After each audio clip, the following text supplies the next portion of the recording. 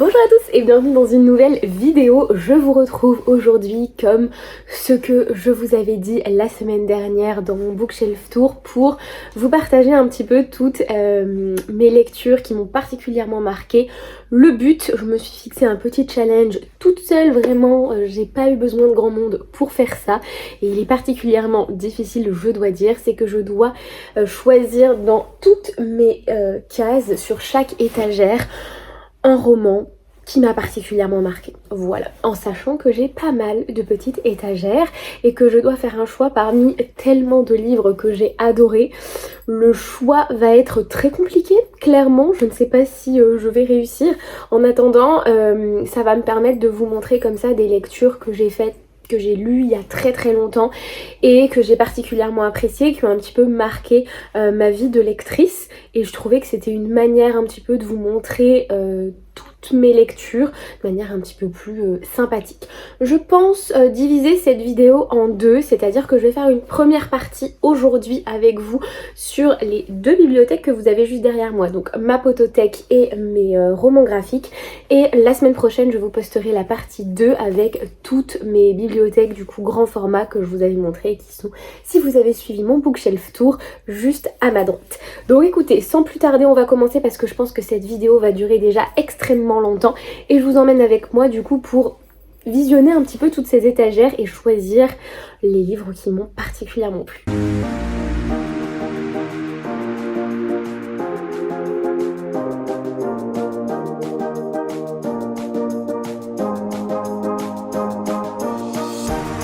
Donc j'ai terminé, j'ai tout choisi. En réalité ça m'a pris 5-10 minutes, c'était assez rapide, je pensais pas que ça allait être aussi rapide, mais je me suis dit que plus j'allais vite, plus j'allais vers ce que instinctivement j'avais envie de vous montrer, et mieux ça allait être. J'ai fait une petite pile de toutes mes trouvailles et je vous propose de vous les montrer un petit peu de bric-à-brac.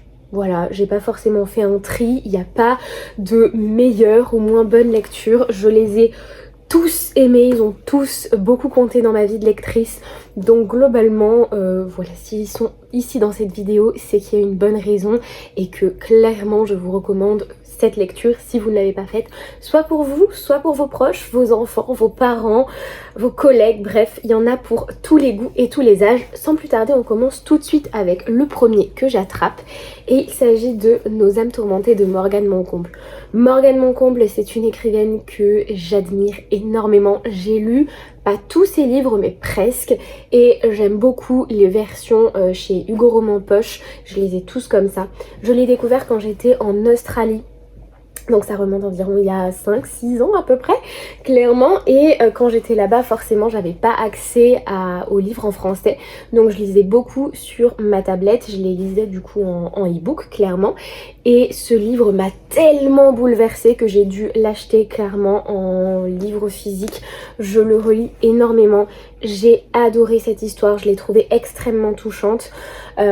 Pour ceux qui ne connaîtraient pas Nos âmes tourmentées, on va suivre une jeune femme qui va se retrouver dans son village d'enfance. Elle va revenir là-bas puisque sa mère est décédée et donc elle doit un petit peu s'occuper de la maison et s'occuper de toute la partie héritage, et donc elle va se replonger dans son village d'enfance qu'elle a fui.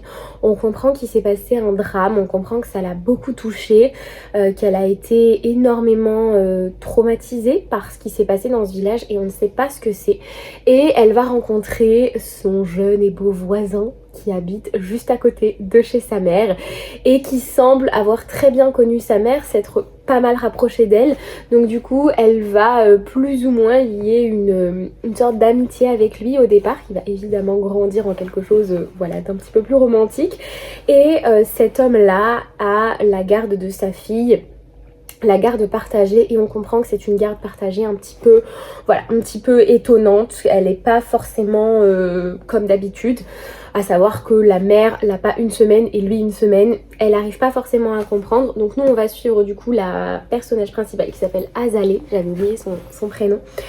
Azalée, c'est vraiment elle qu'on va suivre principalement et on va la suivre à travers sa reconstruction, à savoir que forcément revenir sur les lieux du drame, d'un drame dont on ne sait rien, revenir sur les lieux du drame va faire remonter en elle plusieurs choses et elle va devoir y faire face. Son cerveau va voilà, vraiment vriller. Et j'ai trouvé que c'était une histoire qui était tellement réelle et qui n'était pas du tout romantisée, fictive. Pour moi, si on a vécu ce qu'a vécu Azalée, on réagit forcément comme ça. On a forcément à l'intérieur de nous un choc émotionnel tel qu'on perd complètement les pédales et que ça devient très compliqué pour nous de survivre dans un environnement que notre cerveau juge hostile, clairement. J'ai beaucoup aimé aussi le rapport qu'elle a avec les personnes qu'elle a côtoyées pendant cette période-là, donc toute son enfance, toute son adolescence et dans ses débuts de jeunes adultes, je dirais, elle était en relation forcément avec des amis, un petit ami, et j'ai beaucoup aimé qu'on montre aussi ça, qu'on montre le désarroi de ces personnes face à ce drame, le désarroi face à sa disparition, à sa fuite, cette incompréhension, les jugements des uns, des autres, comment les adolescents peuvent être extrêmement méchants, agressifs et violents sans forcément s'en rendre compte. Bref, c'était un roman extrêmement touchant que j'encourage à tous de lire, puisque vraiment il a bouleversé ce que je pensais en fait de ces personnes qui ont vécu ce genre de drame, à savoir que dans ma famille, une personne de mon entourage, je vais y arriver, une personne de mon entourage a vécu vraiment ce drame et ça m'a permis de mieux la comprendre. Je vais pas dire que je la comprends à 100% parce que ce serait faux, mais ça m'a permis de mieux la comprendre, de mieux comprendre aussi ses agissements à l'heure actuelle. Et donc voilà, vraiment je vous le conseille. Il est en poche, vous n'avez pas d'excuses, il se glisse dans un sac à main, c'est extrêmement pratique. Je vous le conseille vraiment à 100%. Tous les Morcane Moncomble d'ailleurs sont extrêmement bien. J'ai longtemps hésité avec Viens on s'aime parce que ça a été aussi un livre qui a marqué un gros tournant dans ma vie. Mais il a fallu que je fasse un choix et c'est vraiment celui-ci puisque voilà, il a vraiment réussi à faire naître en moi des sentiments et des émotions extrêmement fortes. Donc voilà. C'est pour ça que j'ai choisi celui-ci. Dans un registre complètement différent, vraiment on passe du coq à l'âne, j'ai choisi La quête de Willan de Pierre Bottero, évidemment livre extrêmement bien qui mérite toute la fame qu'il a autour de lui. C'est un livre que j'ai lu au collège et qui m'a fait découvrir le genre du fantastique fantasy, heroic fantasy. Bref, incroyable. Pierre Bottero, dans tous ses ouvrages, je pense, est un écrivain à retenir. Il est parti beaucoup trop tôt, malheureusement. Il n'a même pas pu terminer, voilà, tous les ouvrages qu'il avait en cours, mais vraiment incroyable auteur que je vous recommande, peu importe son livre, mais celui-ci m'a particulièrement marqué puisque c'est à partir de cette lecture là que j'ai commencé à m'intéresser au genre du fantastique, à l'heroic fantasy, qui a après évolué avec moi au cours des années jusqu'à mener à la romantasy, puisque aujourd'hui c'est vraiment mon genre de prédilection et j'adore le côté fantastique, fantasy, sans pour autant qu'on s'attarde toujours sur le côté romantique. Moi j'aime bien qu'il y ait comme 80% de fantasy et 20% de romantique dans les romantasy. Bref, je m'égare un petit peu. Pour celles et ceux qui ne connaîtriez pas La quête des Willan, on va suivre du coup Willan, mais à la base elle ne s'appelle pas Willan, elle s'appelle Camille, je le vois écrit juste dans le résumé, qui va se faire renverser par une voiture et qui va tomber dans un monde parallèle avec des créatures en tout genre, un système, une hiérarchie, une politique, un gouvernement, une société, bref, tout un tas de nouvelles choses qu'elle ne connaît pas et on va lui dire tranquillement qu'elle est Willan et que clairement, eh bien, elle a un rôle très important à jouer dans ce monde-là, dans ce royaume. Et on l'attendait en fait, sauf que elle pas du tout. Et on va la suivre à travers du coup ce monde, la découverte de ce monde, la découverte de ce qu'elle est elle et comment elle vit tout ça. Et je l'ai lu évidemment il y a très longtemps. Je pense me faire une petite relecture aussi de cette trilogie et des trilogies ensuite qui ont suivi. Mais je me souviens à l'époque que je m'étais dit mais vraiment moi si ça m'arrivait je réagirais vraiment pareil. J'écrivais également énormément quand j'étais plus jeune. J'ai commencé peut-être une vingtaine de romans dans ma vie. Et la plupart des romans que j'écrivais commençaient à peu près de la même manière, c'est-à-dire accident de voiture, bam, tu tu transplanes ou tu vas dans un monde parallèle. Ça m'avait vraiment beaucoup intriguée et beaucoup inspirée sur la plupart des romans après que j'ai écrit et tous les écrits que je faisais. Donc voilà, incroyable lecture qui a marqué ma vie de lectrice en tant qu'adolescente et qui m'a fait découvrir un nouveau genre incroyable. Forcément, je vous le recommande et je le recommande à partir, je dirais, de franchement 9-10 ans. Voilà, 9-10 ans, je pense qu'on est capable de lire ça. Il n'y a pas du tout de romance ou quoi que ce soit. Ou alors une mais très légère. Hein. Voilà, c'est surtout de l'amitié, un petit peu comme Harry Potter. Et voilà, franchement, 9-10 ans, c'est clairement l'âge pour commencer à lire La Quête des Willan. Et après, vous pouvez continuer jusqu'à 90, 100, 110, 120 ans. Il n'y a pas de limite, clairement. C'est un super roman. J'attrape ensuite une autre pépite, mais vraiment, cette vidéo est remplie de ça. Donc voilà, qui a marqué vraiment ma vie de lectrice. Voilà, et ma vie en général parce que j'adore en fait les univers fantastiques, fantasy. Il s'agit de La Quête des Dragonlance. Donc là, j'ai le premier tome, un crépuscule d'automne. Voilà, incroyable. Il faut savoir que c'est un roman que mon papa m'avait acheté, je crois, et m'avait surtout largement recommandé, puisque c'est un roman qui est assez particulier. Il a été écrit donc par un duo d'auteurs et il est écrit comme s'il s'agissait d'un jeu de rôle. Donc en fait, on a des actions qui sont un petit peu what the fuck, parce que ça reste un jeu de rôle, ça reste juste le conte en fait d'un groupe de personnes qui jouent à un jeu de rôle, et j'ai adoré ce concept là. Tous les personnages sont incroyables, vraiment. Je relis rapidement le résumé, mais incroyable. J'ai lu le tome 2 en bande dessinée puisqu'ils ne sont plus du tout édités. Je cherche le tome 3 avec désespoir. J'espère vraiment le trouver un jour parce que voilà, incroyable trilogie. Je pense que vous pouvez les trouver encore en e-book, c'est sûr, et dans les magasins d'occasion ou ce genre de choses, vous avez très souvent des livres comme ça qui sont disponibles pour voilà, celles et ceux qui ne connaîtriez pas le jeu des dragons lance-dragon. C'est le jeu auquel jouent les enfants dans Stranger Things. Voilà. Donc on a tout un tas de créatures qu'on retrouve plus ou moins dans Le Seigneur des Anneaux, et ils sont du coup mis en scène dans une quête, et on va avoir des personnages au profil complètement différent. On va avoir le clown, on va avoir le gars très sérieux, on va avoir le romantique, on va avoir la guerrière, on va avoir la guérisseuse, on va avoir la romantique, bref. Voilà, un mélange incroyable de différents profils, de différents horizons, et c'est ça en fait que j'ai vraiment beaucoup apprécié dans ce roman. La quête est incroyable et l'univers est extrêmement riche. C'est un univers de jeu de rôle qui, voilà, est quasiment dans ma tête à moi, il est infini. Évidemment, ce n'est pas le cas, mais de ce que moi j'en sais, il a l'air d'être extrêmement fourni, extrêmement riche. Donc je vous le recommande vivement si vous aimez le fantastique, si vous avez envie de découvrir aussi un petit peu le style jeu de rôle, parce que c'est un style qui est du coup très dynamique, où on s'attarde pas trop sur les descriptions, les trucs comme ça va très vite, et ça nous fait découvrir des créatures voilà, incroyables. Et la tranche est complètement blanchie par le soleil. Voilà, c'est un peu triste, mais c'est la vie de ce livre, et voilà. Clairement, très belle découverte que je vous recommande chaleureusement pour découvrir le genre du fantasy et du jeu de rôle. Ensuite, on va passer encore à du jeunesse, mais un petit peu plus jeunesse. Pareil, c'est mon papa qui me l'avait offert. Il s'agit de Sherlock Holmes et Associés. Je ne sais même pas si c'est encore publié, je ne sais pas.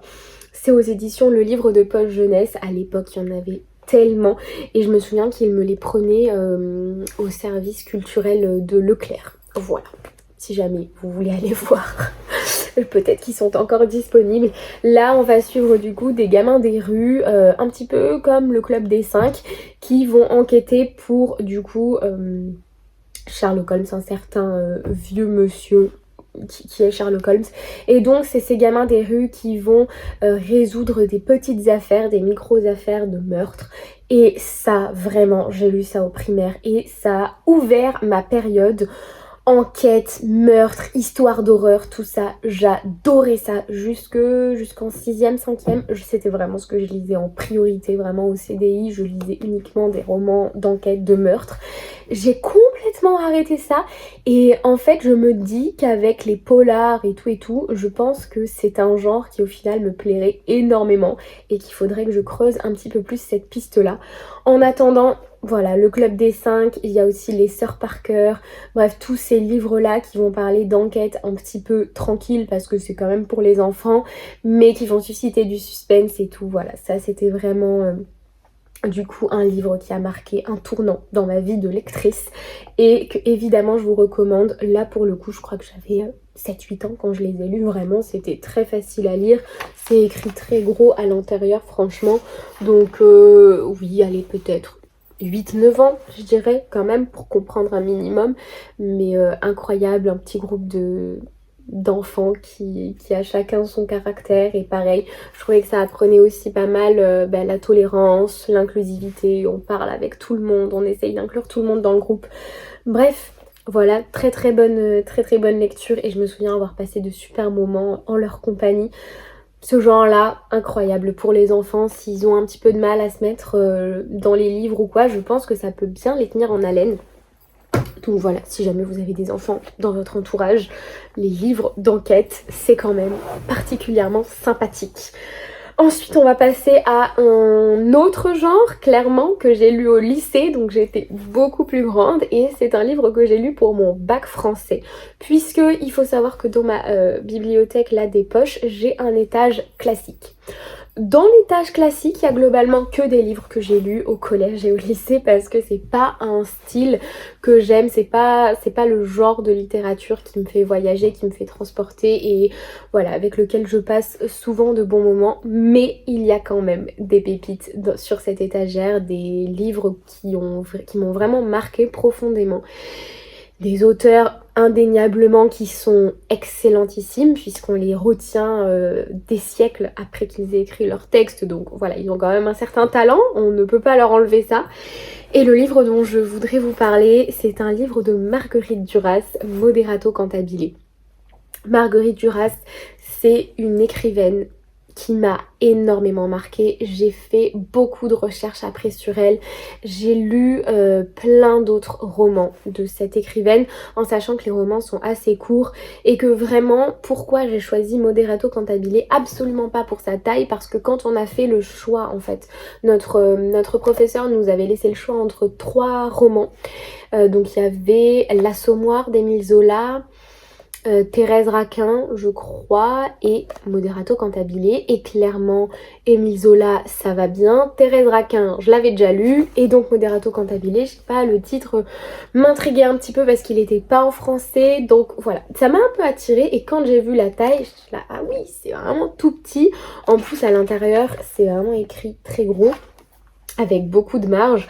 Donc j'avais fait clairement le meilleur choix de toute la classe, je pense. Et alors quand je l'ai lu, ça a été une énorme claque. Donc Marguerite Duras, elle écrit souvent sur des femmes d'une classe de la société assez aisée, des femmes qui ont perdu leur existence, leur essence féminine, qui ont du mal à se retrouver en tant que femme, en tant qu'épouse, en tant que mère. Et souvent il va y avoir une histoire de triangle amoureux, de complications émotionnelles. Il y a toujours un enfant. Alors je dis toujours, mais je pense qu'il y a quand même des romans où il n'y a pas d'enfant. Mais il y a toujours le côté femme-mère. Et ça a été un sujet qui m'a particulièrement bouleversée parce qu'elle en parle avec beaucoup de distance et de neutralité en fait. J'ai adoré parce qu'on voit à quel point une femme peut être mère, peut aimer son enfant et malgré tout s'aimer encore plus et se perdre dans la maternité et devoir se retrouver, à avoir le besoin de se retrouver en tant que femme féminine, qu'essence féminine, qu'amante, que voilà. Et c'est vraiment ça qui m'avait beaucoup plu. C'est une écrivaine évidemment féministe, très engagée, donc forcément ça m'avait beaucoup plu. J'ai lu ça en première, donc au début de voilà de ma carrière de féministe, si on peut dire ça comme ça. Évidemment c'est pas le cas, mais voilà, j'avais adoré la vision de la femme et les dénonciations qu'elle fait, puisque c'est la femme qui doit organiser les dîners, c'est la femme qui doit faire à manger, c'est la femme qui doit s'occuper des enfants, c'est la femme... Et en même temps, la femme de la haute société, elle a tellement de distance avec même ses propres enfants, c'est très dur. Et voilà, ça a été une lecture qui m'a vraiment bouleversée, qui m'a fait découvrir une écrivaine que j'ai adorée. J'ai l'impression que Marguerite Duras, c'est vraiment on adore ou on déteste. Il y a des gens qui sont anti Marguerite Duras. J'ai du mal à comprendre ça parce que franchement, elle est assez tolérante dans ses propos. Je la trouve pas du tout extrême dans ce qu'elle dit. En tout cas, moi, je n'ai ressenti aucun extrémisme, aucune intolérance dans ses écrits. Je trouve au contraire qu'elle va dénoncer, mais de manière tellement neutre, comme si c'était une caméra capable de lire les émotions et voilà, le tourbillon émotionnel à l'intérieur de ces personnages. Mais c'est une caméra, c'est vraiment un regard complètement extérieur qui ne juge pas, qui ne critique pas. Et voilà, qui va juste dire, bah en fait, on a l'impression que, mais au fond, il se passe ça et au fond, c'est compliqué. Et ça m'a vraiment beaucoup touchée. Donc évidemment, je vous conseille Moderato Cantabile parce que ça a été le premier livre qui m'a fait découvrir Marguerite Duras. Mais globalement, tous ses écrits sont extrêmement intéressants. Il dénonce des choses et des éléments de la société qui sont extrêmement intéressants. Forcément, c'est pas notre société actuelle parce qu'elle a vécu à une autre époque. Mais c'est des choses qu'on peut complètement aussi appliquer à notre société actuelle, des parallèles qu'on peut faire qui sont très intéressants. Et j'avais trouvé que l'analyse du texte, c'est la première fois en fait pour moi que analyser un texte était un vrai plaisir. J'ai vraiment apprécié, voilà, analyser chaque phrase, chaque mot, chaque position, chaque adjectif.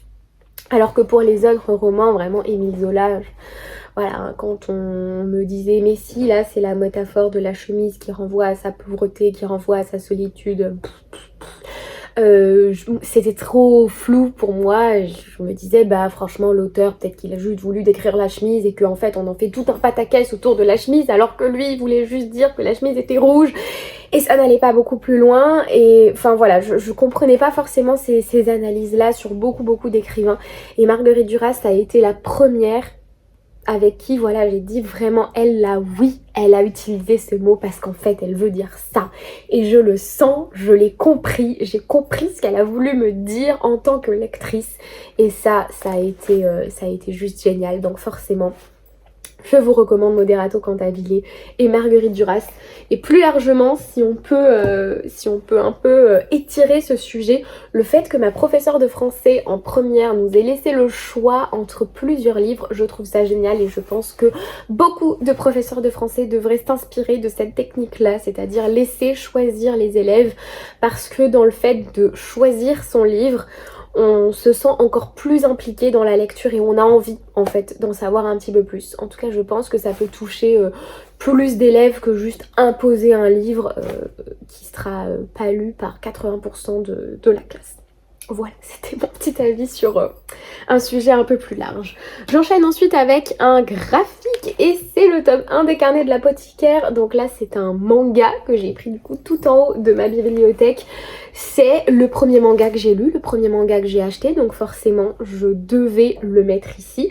C'est en plus un des premiers livres que mon fiancé m'a offert, donc il est encore plus cher à mon cœur aussi. Les Carnets de l'apothicaire, c'est un manga qui connaît un succès monstre, qui est adapté aussi en animé, en roman, bref, je le vois absolument partout. Pour celles et ceux qui seraient passés à côté, on va suivre Mao Mao, cette petite jeune fille ici, dans la cour intérieure Dans la cour intérieure. C'est dans le quartier des femmes du palais impérial, la cour intérieure, voilà, évidemment, dans le palais impérial. Et donc au départ, elle est juste esclave ménagère et ses talents d'herboriste vont lui permettre d'accéder à un poste de goûteuse et voilà, plus tard d'infirmière presque, puisqu'elle fait elle fait des potions, des médicaments, des infusions, ce genre de choses. Incroyable, j'adore le fait qu'on puisse suivre la vie à la cour impériale de Chine. Je trouve que les éléments sont très ressemblants. J'y suis allée pour il y a plusieurs années et il y avait énormément de barbarie qui m'avait énormément marqué à l'époque et je trouve que c'est très bien retranscrit là-dedans. Les dessins sont juste tellement mignons. Je vais quand même vous montrer voilà, des passages qui sont plus sympathiques que d'autres. Parce que voilà. Hop, regardez par exemple cette planche là, vraiment les dessins sont très fins et on s'y croit vraiment et c'est génial. Il y a un fil rouge assez important, une enquête qui commence dès le tome 1. J'avoue que parfois je me suis un peu perdue, j'ai besoin d'un petit rappel, mais c'est une saga qui est incroyable et que je continue encore de suivre et qui m'a vraiment initiée au genre du manga. Donc je devais la mettre évidemment. J'attrape ensuite un livre complètement différent puisqu'il s'agit d'un guide touristique, mais j'ai une étagère voyage et guide touristique et je me devais évidemment de mettre un guide touristique de mon voyage à New York puisque c'est un de mes plus beaux voyages, si ce n'est mon plus beau voyage vraiment qui m'a le plus marqué. Je dirais pas que c'est le plus beau, mais c'est celui qui m'a le plus marqué émotionnellement. Voilà, je l'ai fait avec ma tante, c'était incroyable. Et si elle passe par là, je sais qu'elle a les mêmes souvenirs que moi. Et donc j'avais ce guide là, c'est ma maman je crois qui me l'avait offert. Et je l'aime particulièrement puisque il donne des adresses qui ne sont pas courantes. Et en fait ça nous a permis de faire des activités, d'assister à des événements dans lesquels il y avait peu de touristes. Je vais pas dire qu'il y en avait aucun, mais il y en avait beaucoup moins que sur les autres attractions un peu plus touristiques. Je le trouvais très bien fait. Donc il y a plusieurs sections pour trouver à manger, pour trouver des activités, pour voilà les événements un petit peu excentriques qu'il y a à faire à New York. Donc franchement voilà, si vous partez à New York, je vous le mettrai en barre d'infos parce que franchement c'est une très belle édition qui sort un petit peu de l'ordinaire. Donc ça vaut le coup de se le procurer si vous voyagez dans pas très longtemps. Ensuite, tout en bas, j'ai mon étagère de jeunesse, bande dessinée, tout ça. Et donc là, j'ai pris évidemment Heartstopper, le tome 1 de Alice Oseman. Je l'ai pris parce que déjà, j'ai adoré l'histoire. Donc on va suivre deux jeunes garçons au lycée, collège, dans voilà, 3e, seconde, première, terminale, qui vont se rencontrer et qui vont avoir un coup de foudre d'abord amical et puis très rapidement on se rend compte que c'est pas de l'amitié et ils vont devoir voilà, un petit peu comprendre leurs sentiments à leur âge avec un environnement forcément qui juge, qui critique, qui n'est pas facile avec les jeunes clairement. Et en plus de ça, ça a été mon premier livre vraiment que j'ai lu en anglais puisque c'est un roman graphique, donc ça m'avait fait un peu moins peur qu'un roman entier en anglais et j'ai adoré l'expérience puisque c'est très facile à lire. Franchement, c'est très abordable. Si vous avez peur de vous lancer dans la lecture en anglais, commencez par des romans graphiques, des bandes dessinées. C'est beaucoup plus simple à comprendre. C'est vraiment des phrases qui sont très courtes et particulièrement Heartstopper puisqu'il est fait pour des collégiens à partir donc je dirais 11-12 ans. C'est des phrases qui sont très courtes, un langage parlé, un langage pas des rues mais presque. On n'est pas sur des phrases shakespeariennes clairement. Il y a beaucoup d'images, ça va vite et on a la sensation du coup de tourner les pages sans s'arrêter et ça c'est assez agréable quand on lit dans une langue étrangère. Et c'est vrai, je trouve qu'on a un petit peu plus le sentiment que on lit réellement ce que l'écrivain ou l'écrivaine a fait pour le lecteur et ça c'est un sentiment qui est très agréable. Donc je vous le recommande et je vous recommande particulièrement l'édition en anglais qui est très abordable si vous parlez un petit peu anglais. Franchement, n'ayez pas peur de vous lancer dans la lecture de Heartstopper en version originale. Ensuite, on passe à forcément un livre qui a beaucoup marqué ma vie et qui continue encore. Marie la fourmi, voilà, qui est un album jeunesse que j'ai lu quand j'étais petite, que j'ai perdu malheureusement, et c'est mon fiancé qui me l'a offert ensuite pour mon anniversaire. C'est pour le coup le premier cadeau qu'il m'a fait et le premier livre qu'il m'a offert. Donc là j'ai une très vieille édition, forcément de mon âge quoi, globalement. Je ne vous présente peut-être pas forcément Marie la fourmi, voilà. Bon, juste, c'est un album enfant, très doux, l'histoire est franchement très mignonne et je sais pas pourquoi elle m'a toujours beaucoup touchée, même enfant. Je l'ai relu là récemment puisque en construisant la chaîne et en essayant de trouver un nom à cette chaîne, ce nom-là m'a quand même assez rapidement parlé parce que c'est un livre qui me correspond assez bien, je trouve, encore aujourd'hui. Voilà, je ressemble pas mal à Marie la fourmi, si on peut dire ça comme ça. Et notamment, voilà, la fin, incroyable. Voilà, très très très beau album que évidemment je vous recommande. Et de toute manière, toute cette saga-là de Anton Krings, très belle... Très beaux albums, très belle saga pour tous les enfants, tous les âges, vraiment, même les parents je trouve peuvent prendre du plaisir à lire ce genre de choses, surtout ceux qui ont connu cette saga-là dans leur enfance. Ensuite, on passe à une bande dessinée qui m'a énormément fait rire, mais vraiment presque les larmes aux yeux, et c'est très rare pour un livre que je ris vraiment autant. Il s'agit de L'homme le plus flippé du monde. Donc là j'ai pris le tome 1 de Théo Grosjean. On va suivre du coup ce petit personnage qui représente Théo puisque c'est une autobiographie clairement. Théo est hyper sensible, hyper anxieux, hyper stressé, hyper angoissé, et donc ça va juste être sa vie à travers plusieurs petites scènes du quotidien. Il poste en fait, je vous en montre une par exemple, c'est vraiment juste une page clairement, où parfois on a aussi le verso qui continue, mais c'est juste sur vraiment une feuille quoi, son histoire. Ça raconte du coup plusieurs scènes du quotidien. Il poste des petites histoires comme ça sur Instagram, sur son compte Instagram, et à chaque fois du coup il en fait après des romans graphiques, des bandes dessinées. J'ai tellement ri parce que juste je me suis tellement retrouvée dans ce petit personnage que voilà, j'ai beaucoup ri parce que je trouve qu'il tourne vraiment au ridicule.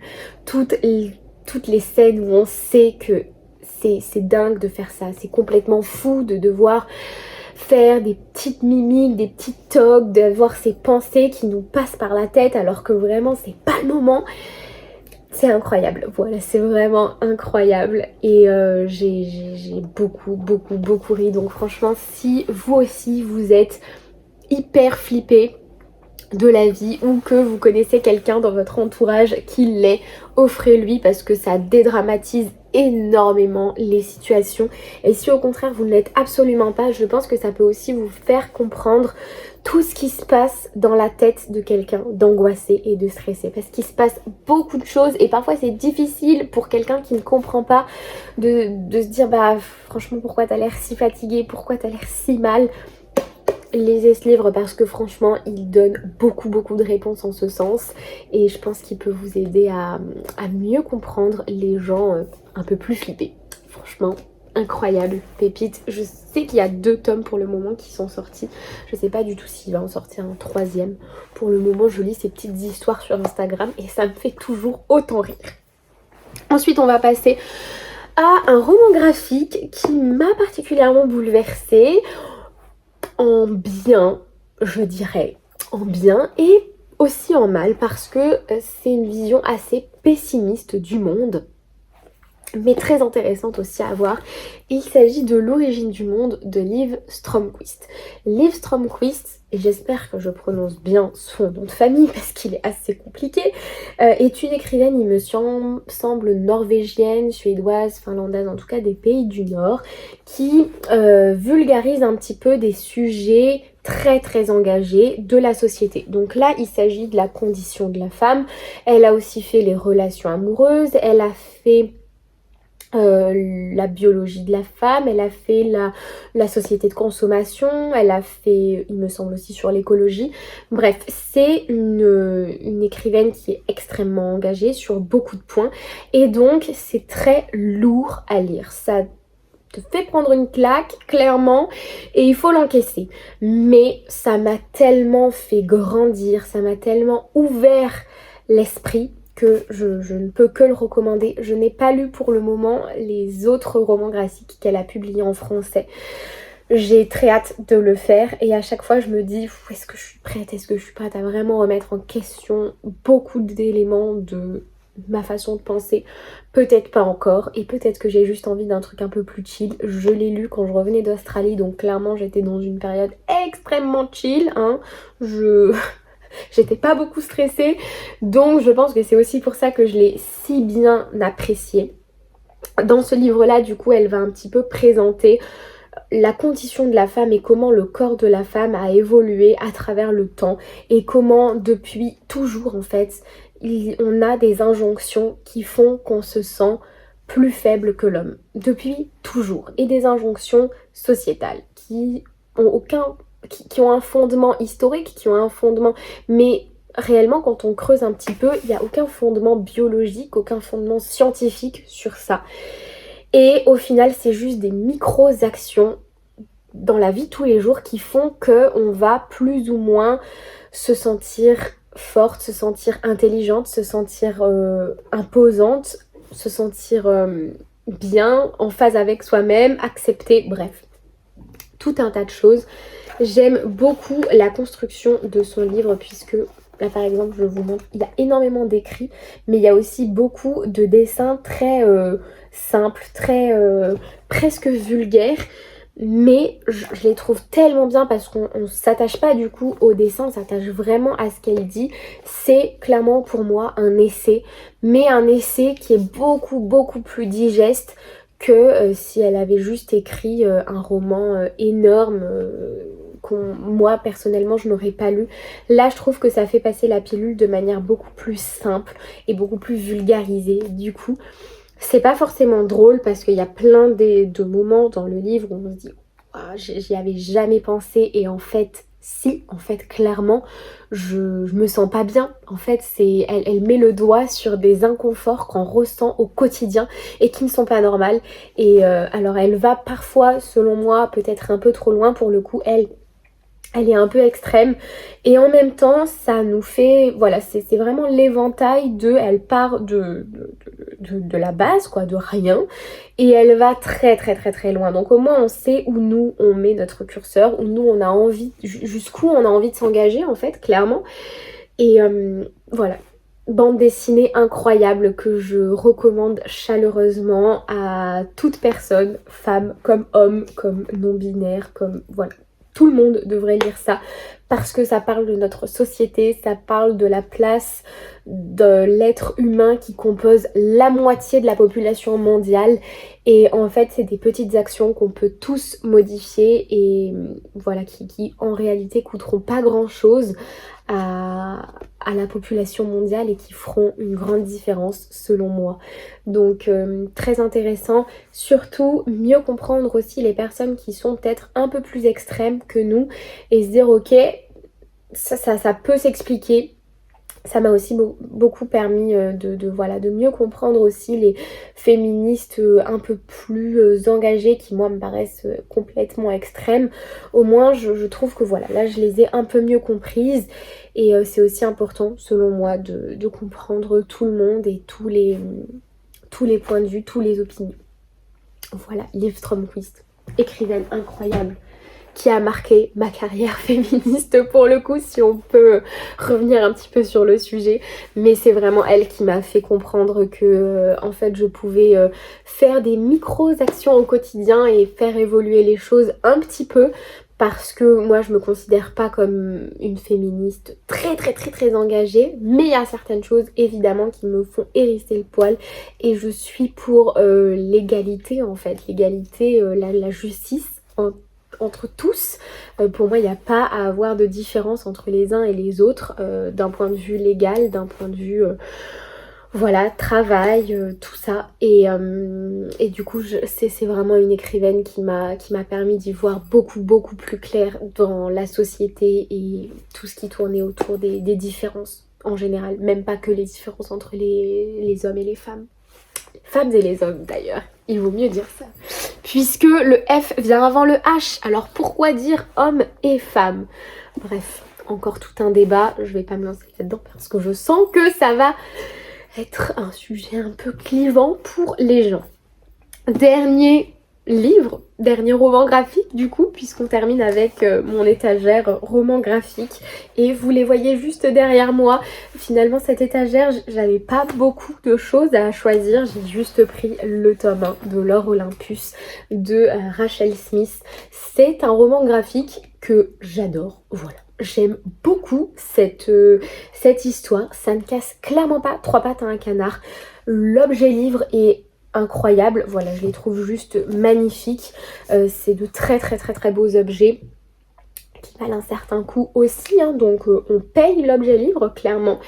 Je trouve l'histoire très originale. Donc en fait on va suivre les dieux et déesses de la mythologie grecque dans notre monde actuel. Donc ils ont des téléphones, ils ont les réseaux sociaux, les voitures, les trucs comme ça, mais ils vivent sur l'Olympe.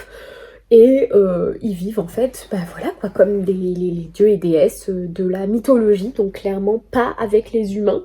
Et j'aime beaucoup, j'aime franchement beaucoup, c'est très simple, très réconfortant. Si vous voulez passer un bon moment, juste, voilà, c'est très bien. Il y a un sujet un petit peu compliqué à l'intérieur, puisque on va parler quand même de viol, donc j'annonce ça, vous savez, comme si on parlait de carottes et de chou-fleur, mais c'était quand même intéressant de savoir qu'on parle de viol à l'intérieur, clairement. Donc il faut pas forcément le prendre avec toute la légèreté voilà, que les couvertures peuvent laisser penser, puisqu'il y a quand même des sujets très importants, très intéressants, qui sont selon moi plutôt bien traités, parce qu'on va pas banaliser les choses, on va pas banaliser les relations toxiques, on va pas banaliser les viols, les agressions, voilà, les relations un peu pervers narcissiques, ce genre de choses. Vraiment ça va être très bien traité, et sans que ça soit trop lourd, trop pesant dans le livre, c'est quand même très intéressant. Donc voilà, L'Or Olympus, si vous étiez passé à côté, très bonne lecture que je vous recommande. Écoutez, j'en ai terminé, je crois que j'en suis à peu près à 40-45 minutes de tournage. J'espère que ça va pas faire une vidéo beaucoup trop longue. J'espère surtout que ça vous aura plu, que ça vous aura donné en tout cas quelques idées de titres qui m'ont particulièrement plu. Là, ce sont vraiment deux bibliothèques qui n'ont pas beaucoup de titres que je lis réellement en ce moment, puisque c'est beaucoup de poches, beaucoup de romans graphiques, et j'ai, on va dire, des périodes dans ma vie où j'en lis beaucoup et d'autres périodes où j'en lis pas du tout. Mais c'est tous des romans qui m'ont vraiment marqué, qui ont vraiment marqué ma vie de lectrice, qui m'ont aussi construite en tant que personne, que j'ai plaisir à consulter, à relire, à conseiller. J'ai plaisir d'échanger aussi sur les sujets qui sont évoqués dans tous ces livres. Donc vraiment, voilà, j'espère que ça vous aura plu. Je vous laisse me dire en commentaire si vous avez lu un de ces livres, s'il vous a plu, ce que vous en avez pensé. Et si jamais vous n'avez absolument pas lu un de ces livres, je vous laisse me dire en commentaire, vous, votre sélection que vous pouvez faire parmi toutes les étagères de votre bibliothèque. Qu'est-ce que vous conseillerez en priorité ? Je vous remercie en tout cas de m'avoir suivi sur cette vidéo, j'espère vraiment qu'elle vous aura plu, et je vous dis du coup à la semaine prochaine pour la partie 2 avec mes bibliothèques de grand format. Et clairement les livres où j'aurais le plus de mal à faire un choix parce qu'il y a tellement de belles découvertes, de beaux livres et de belles histoires que ça va être très compliqué. Je vous fais de gros bisous, je vous souhaite de très belles lectures d'ici là et je vous dis à très vite. Ciao!